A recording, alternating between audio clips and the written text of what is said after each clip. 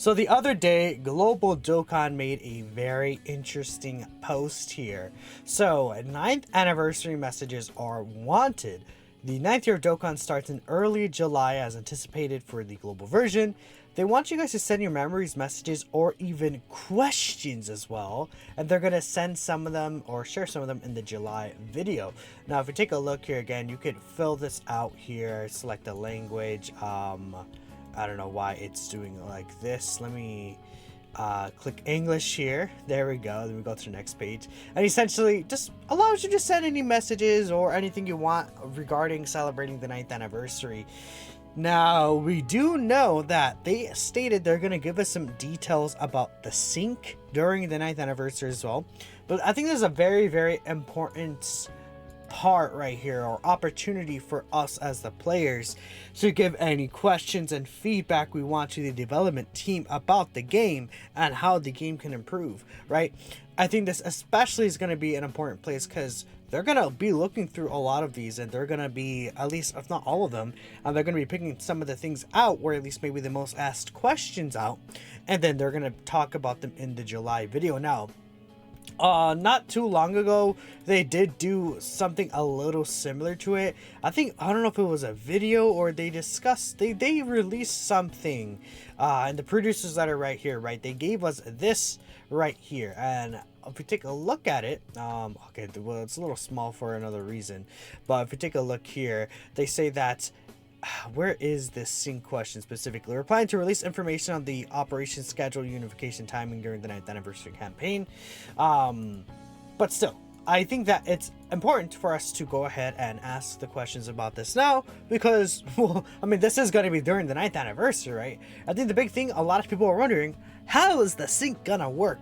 But I think even more so, what's gonna happen to the characters that are not yet on the global version, I think is one of the first questions that should be asked. And before I continue, let me know what questions you guys have asked to the devs or anything you want to share regarding the 9th anniversary celebration in the comments below. Maybe other people will be able to see that and be like, oh, I haven't submitted my questions yet. Like, I personally have not. I mean, I'm not a global player, but still, if people want to go ahead and submit those questions, I think that can give them good ideas, which is kind of the point of this video. But again, we know that summer 2024 is when the sync is going to happen, and obviously, if we just take a look here, that's right now, I mean, June right now, we're in the summer, July right there, August, right, and this is like kind of right in the end, beginning of fall kind of scenario. Then, you know, we get to September, which is the worldwide celebration, and by the time we exit September and go into October, that's 100% fall. Like, by that point, like, post worldwide celebration is not even summer anymore. I mean, you could argue September is fall as well, right? You know, in fact, I could literally like look up, like, okay, wait, let me see, when does fall start? Yeah, September 22nd, technically. So, like, by the end of worldwide celebration is when fall would begin, essentially, if we want to go by like the Google official definition or whatever, blah blah blah. All around the world temperatures are different and everything like that, right? You know, but regardless of that, I think one thing is, we know that anniversary banners, right, they're mostly going to stay the same. We'll come back to these banners in a bit. There's a point I want to make regarding these banners later on. Another question I think we could ask that I think would be very beneficial for global players to understand, but we do know these banners are very soon. They are going to be during the 9th anniversary in July, so the entire month of July is going to be covered up. But there are a couple of banners that are still not known when it's going to happen on global. One, Topo. Topo is a character that came out in, if you take a look here, at the end of March, beginning of April, for basically, well, end of March, beginning of April, same thing, right? The April Fool's Dokkan Fest, quote unquote, is when this Topo came out. The reason why this banner lasted for a day is because, keep in mind, the Hercule statue thing was a thing that was only for a day, which Global got for the Frieza banner, and we'll talk about that later on as well. But the Topo banner is going to be a thing, right? And it's like, okay, well, where are they going to release the Topo banner potentially? Because if you think about it, right? Okay, let's say June right here, we get Frieza, obviously. Second half of June, we get Ginyu, right? That makes the most sense. Ginyu is the next legendary summon character that's coming out. In terms of like the actual release schedule, Ginyu does pair with Frieza, regardless. I mean, they don't really work together on the same team, but Ginyu and Frieza, obviously, in terms of like the series, like that makes sense to be like paired together. Then we go down, obviously, in the entirety of July is going to be the anniversary. We go to August. First half of August will probably be the Dokkan Fest Topo celebration, and then we'll go right into Worldwide Celebration after that. It's kind of how things usually do go, right? There's like a 2-week gap where like the Dokkan Festival that released usually in April or around that time frame will come on the global version. But then, okay, that happens. Then what's going to happen to what's going on in the other releases that have even came out on GP that will release before Worldwide Celebration? So we take a look here. Rose is the spot right here. Global already got Rose, so that's a good thing. Good already. Global already got the Trunks now with the Frieza banner. But then if we take a look last year, there's a Part 2 LR right here. We see it in June 15th, a Part 2 LR comes out. I think that the Part 2 LR this year will come on the 17th, 18th or so. So there's going to be Part 2 LR, right? People have been theorizing maybe the Part 2 LR is on global at the same time, but I don't know. I can't really say that for sure, man. I think this is something that we might need an answer about. This guy, right, wherever the LR is going to be. People are thinking Super Saiyan 2 Kefla. People are thinking it's going to be Blue Vegeta, right? I think any of those kind of characters is possible. Right here, Tanabata. Tanabata comes out at the end of June. Every year, Tanabata comes out at the end of June. This is going to be right during the 9th anniversary on a global Dokkan.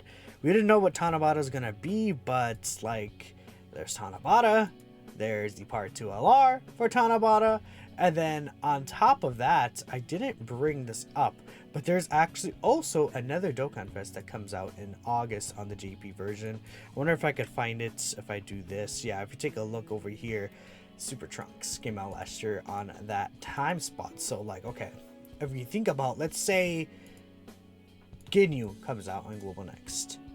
Topo comes out right before Worldwide. What's going to happen to the Part 2 LR for the Goku Black Banner JP? What's going to happen to Tanabata on Global and then the Tanabata Part 2 Carnival LR on Global? What's going to happen with the Dokkan Fest that comes out in August for JP and Global? A lot of these characters are just going to be potentially left just like, no matter what, the Tanabata like banner, we don't know what's going to happen here.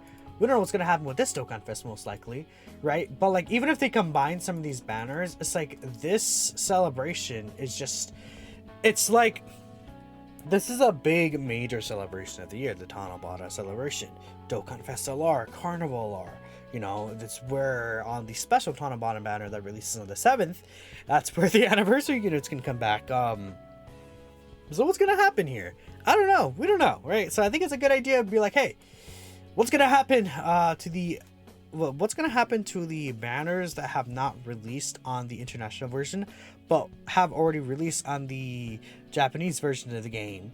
When the sync happens, are there going to be characters missing? Like, that kind of similar question should be asked, because I think that's a pretty important thing, because, you know, sure, there might not be many people excited for Topo necessarily, or maybe some people, when we see Tanabata LR, people may not be excited, but there's going to be people who are anticipating these characters, and they're still characters that should release on the global version. But how is that going to work? I think we need an exact, like, we need exact answers on that. I think that's very, very important for us to really figure it out.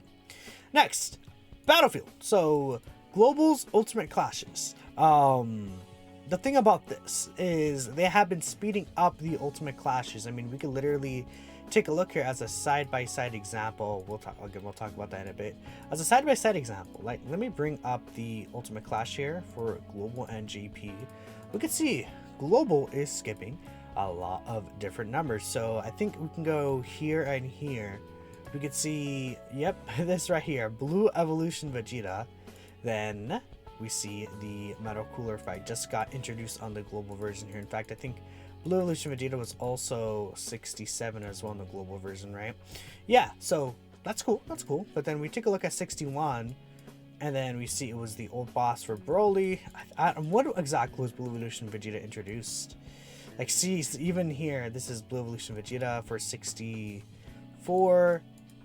Oh, that's 63. Yeah, 62. I think it was 62 was the first boss Blue Evolution Vegeta was introduced on the global version. Then we see by basically 70, that was the last time that Blue Evolution Vegeta was a boss. Whereas on the JP version, it was a lot longer of a time frame.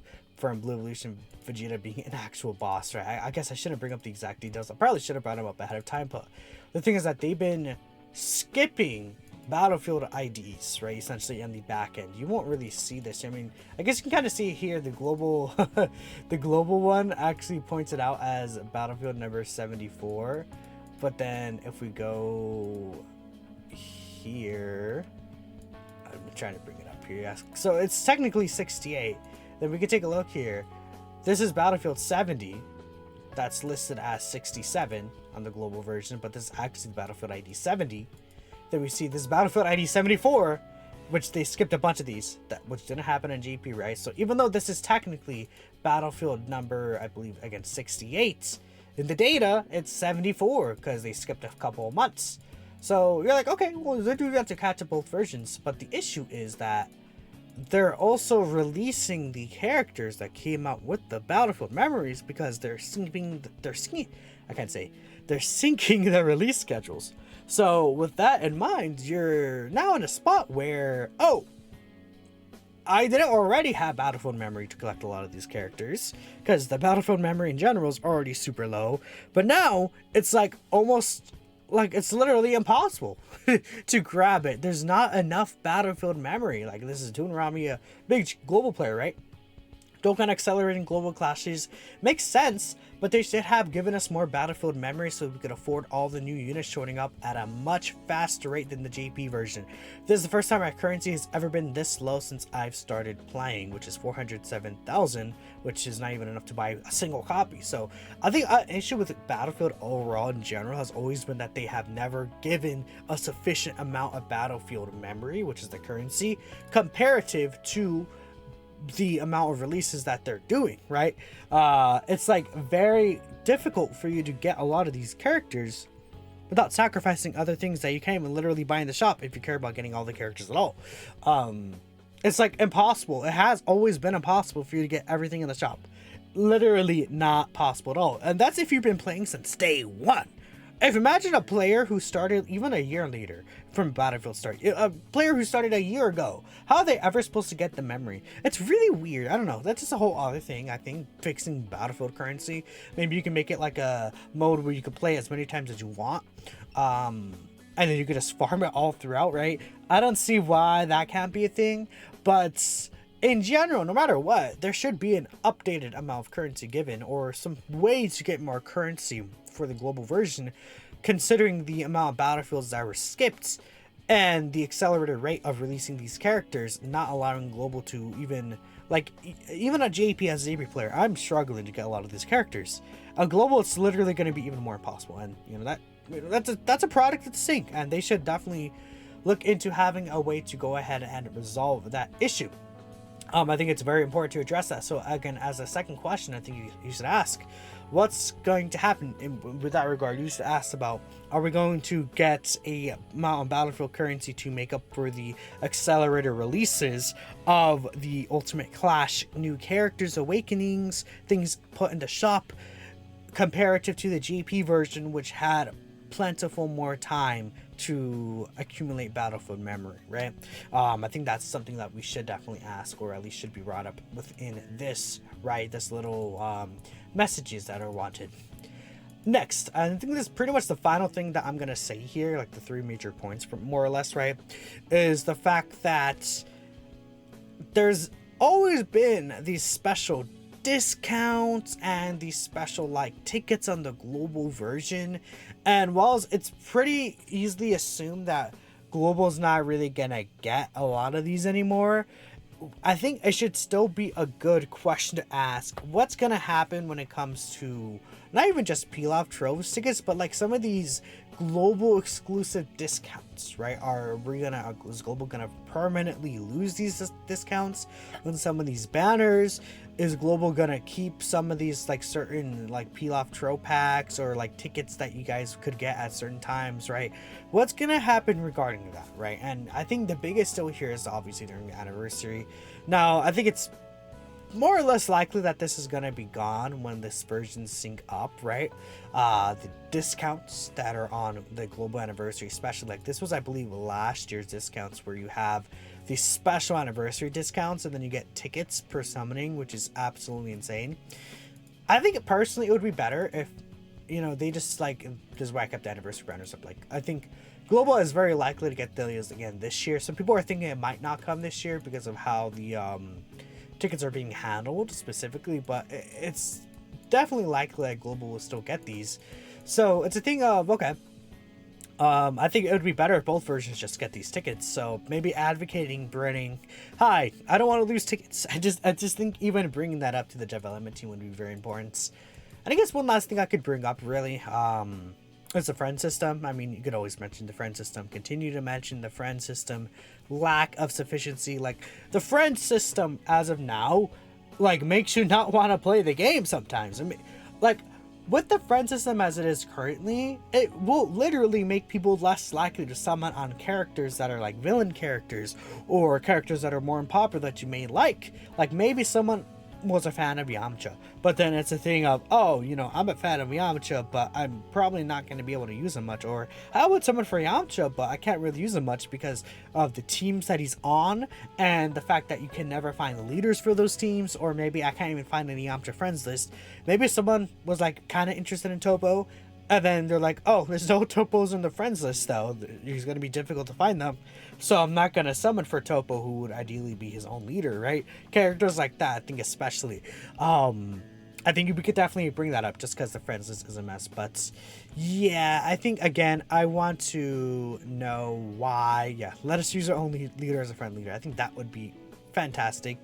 Make sure the 9th anniversary Dokkan festivals have super discounts for tickets. Yeah, again. Why have we treated extreme class seemingly far worse than super class? I see. Here's another question that I think that's very interesting.